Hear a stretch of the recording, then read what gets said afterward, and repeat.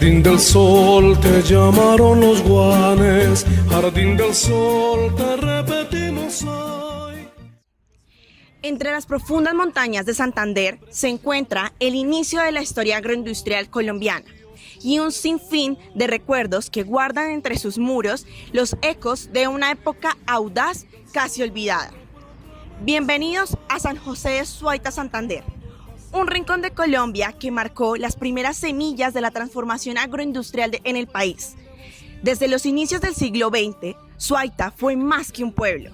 Fue un experimento de progreso y un laboratorio de sueños impulsados por el trabajo de su gente y metas por alcanzar.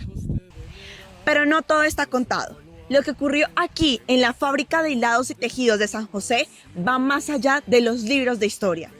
Esta emblemática fábrica no solo marcó un hito en la historia textil del país, sino que también transformó la vida de miles de familias que encontraron en ella trabajo, hogar, sentido de pertenencia y una oportunidad para destacar, sin saber que tiempo después se convertiría en parte de un hecho histórico. Pero, ¿qué esconden estas ruinas? En esas voces que ya no se escuchan, que callaron para siempre lo que aquí se vivió. Esos secretos que poco a poco han salido a luz y permitieron hoy tomarnos el tiempo para conocer su historia. Todo comenzó con un archivo que no debía existir. Un sobre café sin fecha ni remitente, encontrado en el fondo de la antigua oficina del administrador. Dentro habían cartas rotas, cuentas alteradas y un nombre tachado tantas veces que parecía prohibido. Ese sobre fue la primera pista para entender qué ocurrió realmente en la fábrica de Suaita. Todo comenzó con Lucas Caballero, el visionario, idealista, convencido de que Santander podía levantarse una industria moderna, capaz de transformar la región. Quiso unir agricultura, tecnología y desarrollo social en un solo proyecto. Suaita sería autosuficiente, próspera y un ejemplo en el país. Hacia 1912, en la ciudad de Amberes, en Bélgica, se crea la Sociedad Industrial Franco-Belga y nace la quinta industria, que es la de tejidos, una de las primeras industrias textiles en Santander y obviamente en Colombia. Por eso nosotros somos los pioneros de la industrialización en el país. Okay. ¿Por qué el general Lucas Caballero quiso montar su fábrica de tejidos hace más de un siglo en San José?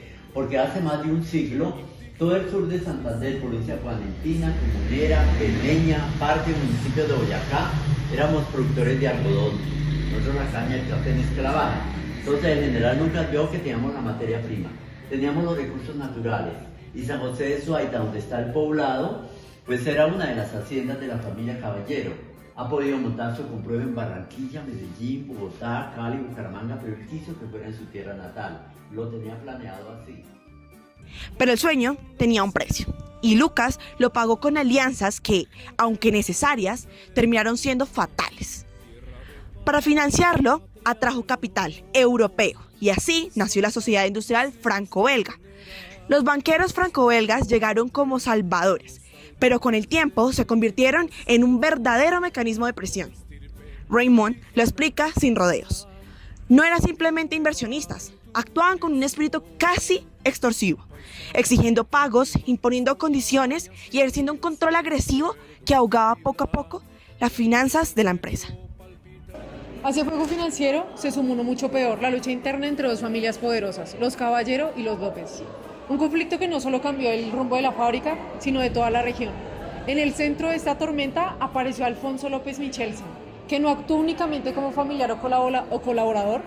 Según Raymond, su papel fue calculador. Se alió con administradores extranjeros, aprovechó las debilidades del proyecto y terminó desplazando a todos los Caballeros. La fábrica, que había sido un sueño de Lucas, empezó a convertirse en un tablero de poder donde los intereses económicos y sobre todo los políticos tenían un peso más grande que el progreso del pueblo. Y mientras las tensiones se subían, el terreno jugaba en contra. Suaita estaba aislada, casi desconectada de todo el país. Las máquinas viajaban por río, por tren o incluso por mulas. Mucha mercancía llegaba dañada, incompleta o era de segunda mano.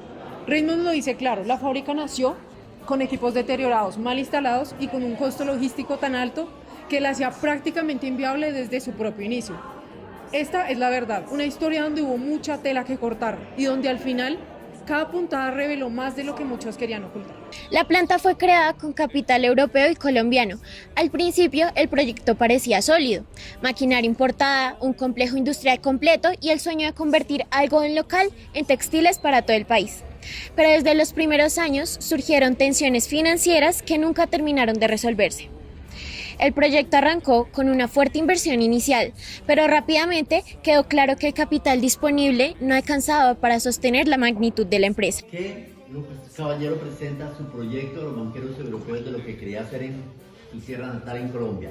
Los banqueros europeos le aprueban el proyecto y le prestan 3 millones de francos. Eso era muchísima plata para la época. Le dijeron los banqueros, váyase para Colombia, su tierra natal, donde quiere montar su proyecto industrial y empiece a producir. No había llegado la maquinaria a Colombia cuando empezaba a cobrarle intereses por el capital prestado. Luego hubo un desequilibrio en la parte económica, indiscutiblemente lo hubo. Los costos de construcción, importación de maquinaria y adecuación de la infraestructura superaron los cálculos originales. La fábrica entró en operación con deudas acumuladas, poca liquidez para enfrentar los imprevistos. La industria textil avanzaba rápido en otros países, pero en Suaita actualizar la maquinaria era costoso y difícil. La empresa enfrentó 2 dificultades financieras clave. La primera, los altos gastos de mantenimiento y la segunda, la imposibilidad de renovar equipos con la frecuencia necesaria. Esto redujo la productividad, aumentó los costos unitarios y dejó la fábrica detrás de sus competidores. Los costos de producción de Suaita eran demasiado altos. Transporte, energía, repuestos, capacitaciones, todo costaba más en una zona remota. El margen de ganancia se volvió frágil y luego inexistente. Uno de los elementos centrales del libro de Pierre Raymond es la pugna entre los grupos propietarios, particularmente las familias Caballero y López. La disputa afectó decisiones clave, como lo fueron inversiones que se retrasaron, planes de modernización bloqueados, la falta de estrategia financiera unificada. Sin una dirección clara, la empresa gastaba más de lo que generaba. Nadie tenía poder suficiente para corregir el rumbo. La fábrica dependía casi por completo del algodón de la región, pero ciclos agrícolas traían años de abundancia, años de baja producción, variaciones del precio que desestabilizaban el presupuesto. Cuando el algodón escaseaba o se encarecía, la fábrica tenía que comprar materia prima más cara en otros lugares, y sus finanzas se hundían aún más. Hoy, lo que queda de la fábrica es memoria histórica. Su historia es una lección sobre importancia del capital, la tecnología, la gestión y la capacidad de adaptarse a los cambios económicos. Un sueño industrial que tuvo mucha tela que cortar. Sin duda alguna, el final de las operaciones de la fábrica de hilados y tejidos de San José de Suaita en 1982 significó una gran pérdida, no solo económica, sino profundamente humana. Con su cierre, no solo se apagaron las máquinas y se silenció el eco de los telares, también se diluyó un modo de vida que había dado forma a la identidad colectiva del territorio. Durante décadas, la fábrica no fue únicamente un proyecto industrial, sino el pulso mismo del pueblo, el lugar donde los sueños de muchas familias se entretejían con la esperanza de un futuro distinto. El cierre dejó tras de sí un vacío difícil de nombrar.